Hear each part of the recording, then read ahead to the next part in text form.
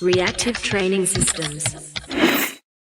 Let's talk about RPE training, and today let's get beyond some of the basics.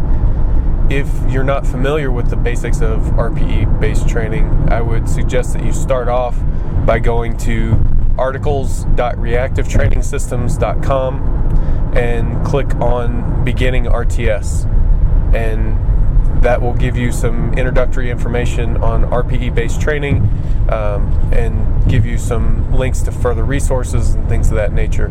It'll be really good for you to check out if you're not already familiar with RPE.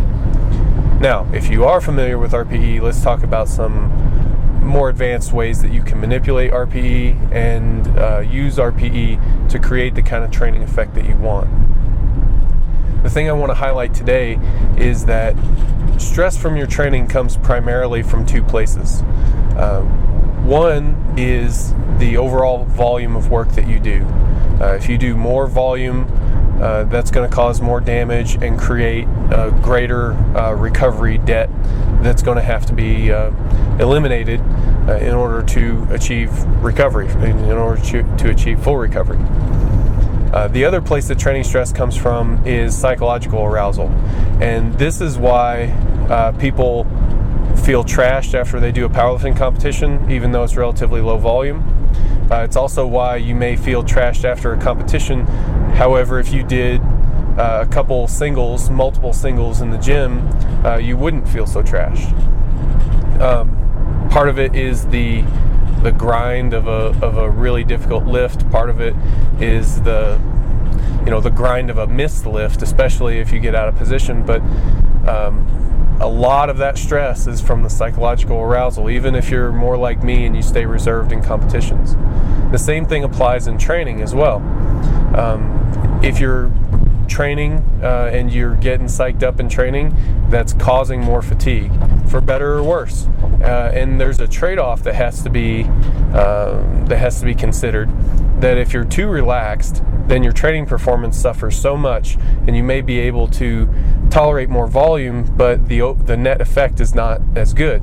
So there's a line that has to be walked with appropriate arousal, but not too much. You don't want to create unnecessary fatigue in your training. But there are different effects that come from different protocols. Some protocols are very difficult, and they're just naturally going to have higher levels of psychological arousal, and there's a higher stress cost because of that. So with that in mind, let's talk a little bit about how to manipulate those things to create the effect that you want.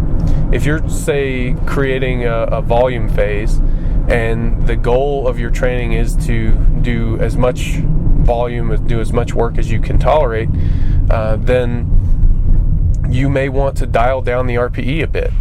By dialing down the RPE, that's going to mean that the bulk of your training stress, the bulk of your recovery resources can be devoted to recovering from training volume, and you're not spending those recovery resources recovering from psychological arousal. RPE is not equivalent to psychological arousal, but it's a reasonably good proxy.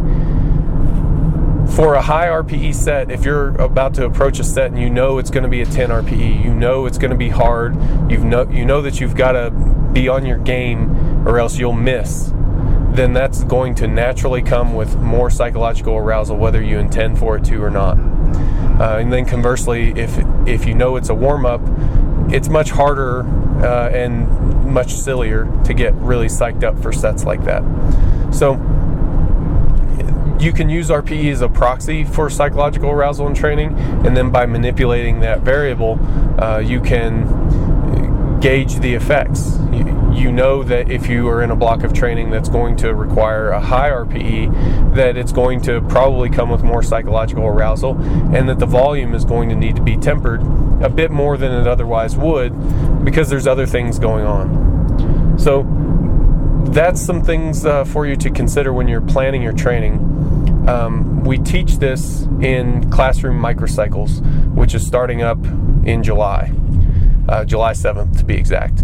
So we go into a lot more detail, of course, and there's a lot more to be said and a lot more to be taught on this and a variety of topics. So if this is something that you're interested in, if you want to get stuff like this and get it right, I highly recommend that you check out Classroom MicroCycles. It's not too late to sign up for it. We'll put a link in the description, and please head on over there. You can check out the lesson plan, you can check out the calendar, and see if this is something that you're going to enjoy. And I sincerely hope that you do. Thanks for listening.